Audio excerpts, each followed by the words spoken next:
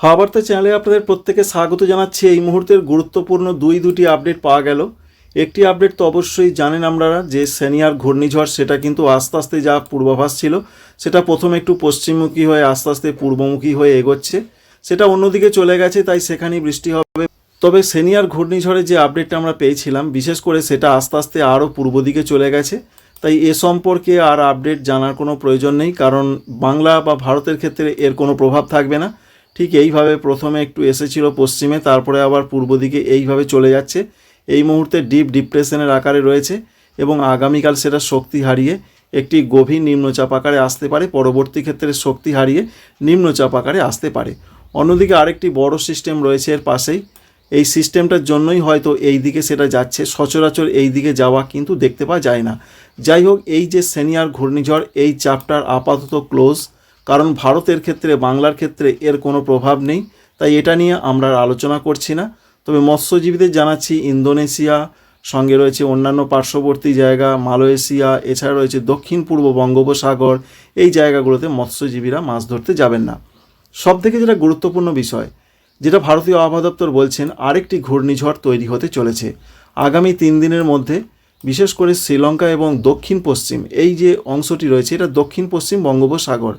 এই দক্ষিণ পশ্চিম বঙ্গোপসাগর এবং শ্রীলঙ্কা উপকূলে একটি সিস্টেম তৈরি হয়েছিল, সেই সিস্টেম শক্তি বাড়াচ্ছে এবং শক্তি বাড়ানোর পর সেটা গভীর থেকে অতি গভীর নিম্নচাপ হবে। সেটা উত্তর এবং উত্তর পশ্চিম দিকে এইভাবে এগোতে পারে এবং সেটা যেতে পারে উত্তর তামিলনাড়ু এবং দক্ষিণ অন্ধ্রপ্রদেশের দিকে, এমনটা আপডেট তারা জানাচ্ছেন বা তারা প্রকাশ করছেন, এবং সেটা ঘূর্ণিঝড় তৈরির সম্ভাবনা রয়েছে। সুতরাং এই ঘূর্ণিঝড়ের নাম হবে দিতোয়া, এই নামকরণ করেছে ইয়েমেন। সুতরাং দিতোয়া ঘূর্ণিঝড় হয়তো বা বাংলা স্পেলিংয়ের ক্ষেত্রে একটু অন্যরকম লাগতে পারে, তবে ইংলিশ যে স্পেলিংটা রয়েছে সেটা রয়েছে DITWAH। বাংলার ক্ষেত্রে বিভিন্ন রকম লাগতে পারে, বিভিন্ন ভাষা আঞ্চলিক ভাষায় অন্যরকম শোনাতে পারে, তবে যে ইংরাজির যে স্পেলিংটা সেটা আপনাদের জানিয়ে দিলাম। যাই হোক, দিতোয়া ঘূর্ণিঝড় কিন্তু আবার আসছে ভারতীয় উপকূলের দিকে। তবে বাংলার ক্ষেত্রে এর কোনো প্রভাব পড়বে কিনা সেটা রয়েছে সবথেকে গুরুত্বপূর্ণ বিষয়। আমরা প্রথমে বায়ু মোডে চলে যাচ্ছি এবং সেখান থেকে একবার দেখে নেওয়ার চেষ্টা করব কি কি আমরা দেখতে পাচ্ছি। এই মুহূর্তের যা পূর্বাভাস আমরা দেখতে পাচ্ছি, একটা গভীর নিম্নচাপ কিন্তু রয়েছে দক্ষিণ পশ্চিম এবং সংলগ্ন শ্রীলঙ্কা উপকূলের দিকে।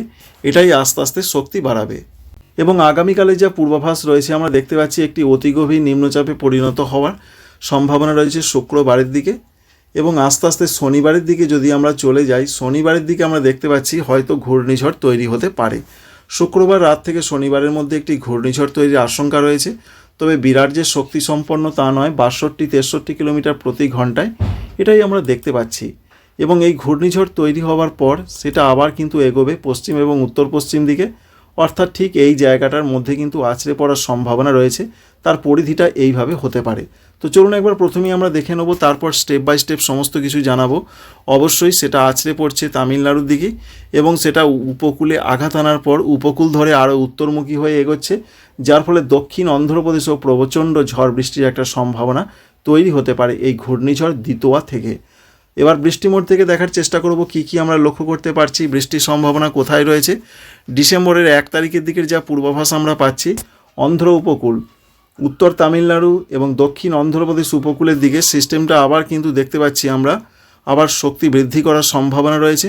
তো কতটা শক্তি বৃদ্ধি করতে পারে এখনই বলা সম্ভব নয়। আমরা দেখছিলাম ECMWF নয়, আমরা GFS মডেল থেকে প্রথমে দেখছি।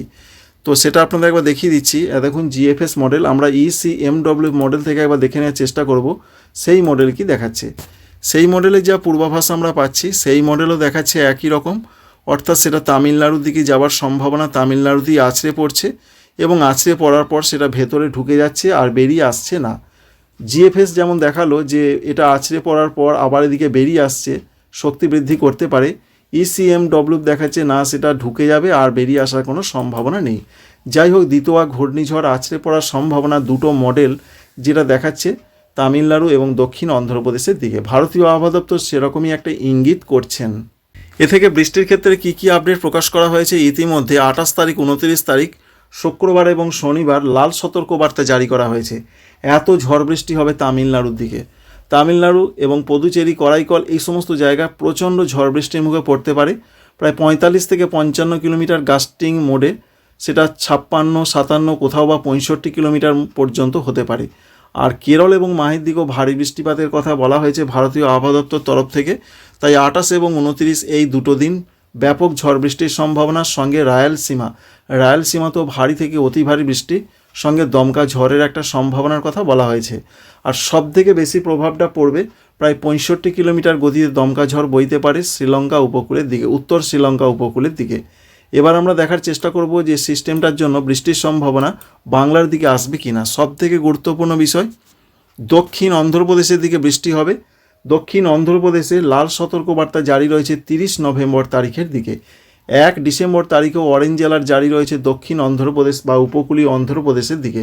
সুতরাং অন্ধ্রপ্রদেশেও ব্যাপক ঝড় বৃষ্টির চান্স রয়েছে। প্রায় 35 থেকে 45 কিলোমিটার গতিতে দক্ষিণ অন্ধ্রপ্রদেশে দমকা ঝোড়ো হাওয়া বইবে। তবে উড়িষ্যাতে বিশাল কিছু হবে না, সেখানে হালকা ধরনের বৃষ্টি আসতে পারে। আর পশ্চিমবঙ্গের দিকে আমরা কিছুই দেখতে পাচ্ছি না। সুতরাং দক্ষিণবঙ্গের দিকে কলকাতা, হাওড়া, হুগলি, 24 পরগনা, মেদিনীপুর, ঝাড়গ্রাম, বাঁকুড়া, পুরুলিয়া কোথাও কিছু নেই। উত্তরবঙ্গের কোথাও কিছু নেই, বাংলাদেশেও কোথাও কিছু নেই। সুতরাং বাংলার চাষি বন্ধুরা অবশ্যই অনেকটা নিশ্চিন্ত, কারণ বিরাট কিছু নয়, কোনো কিছুই না হওয়ার সম্ভাবনা রয়েছে। তবে যাই হোক বা না হোক, মেঘলা আকাশ কিন্তু আসবেই, সেটা আপনাদের অবশ্যই দেখিয়ে দেবো একটু পরেই। তাই পশ্চিমবঙ্গ বাংলাদেশের ক্ষেত্রে বিরাট কিছু একদমই আসছে না। 2 তারিখ, 3 তারিখ, 4 তারিখের দিকেও কিছু নেই। 5, 6, 7, 8, 9, 10, 11 তারিখ পর্যন্ত যা লাস্ট আপডেট আমরা পাচ্ছি, তাতে কোথাও কোনো সমস্যা তৈরি হবে না। কলকাতা থেকে শুরু করে দার্জিলিং পর্যন্ত কোনো সমস্যা নেই, ঝাড়খণ্ডে নেই, উড়িষ্যাতেও বিরাট কোনো সমস্যা নয়, বাংলাদেশেও নয়, ত্রিপুরা, মণিপুর, মিজোরাম, নাগাল্যান্ড, আসাম, মেঘালয়, অরুণাচল প্রদেশে সেরকম কিছু নয়। তবে পশ্চিমবঙ্গের উত্তরবঙ্গে এবং আসাম, অরুণাচল প্রদেশে একটা পশ্চিমী ঝঞ্ঝা পাস করার জন্য কোনো কোনো জায়গায় হালকা বৃষ্টি এবং শিলাবৃষ্টি হতে পারে। এই পর্যন্ত আপডেট আমরা পাচ্ছি। তবে পশ্চিমবঙ্গের ক্ষেত্রে একটা পরিবর্তনের কথা বলা হয়েছে, বিশেষ করে 2 বা 3 ডিগ্রি তাপমাত্রা বাড়ার কথা বলা হয়েছে। ইতিমধ্যে আজকে একটু ঠান্ডা কম ছিল, তাপমাত্রা একটু বেড়েছে, আগামীকালও একটু বাড়তে পারে। যে জেলাগুলোয় বাড়ার সম্ভাবনা সব থেকে বেশি রয়েছে তার মধ্যে কলকাতা, হাওড়া, হুগলি রয়েছে, উত্তর এবং দক্ষিণ 24 পরগনা, পূর্ব বর্ধমান রয়েছে, নদিয়া রয়েছে, মুর্শিদাবাদ রয়েছে, কিছুটা বীরভূম। তবে তাপমাত্রা বিরাট যে বেড়ে যাবে তা কিন্তু নয়, হালকা বাড়বে, যার ফলে ঠান্ডাটা একটু কম থাকবে। অন্যদিকে পুরুলিয়ার দিকে তাপমাত্রা বিরাট কোনো হেরফের হবে না, এদিকে ঠান্ডাটা থাকবে। কিন্তু বাঁকুড়া, পশ্চিম বর্ধমান এদিকে তাপমাত্রা হালকা একটু বাড়তে পারে, ঠান্ডাটা একটু কম থাকবে।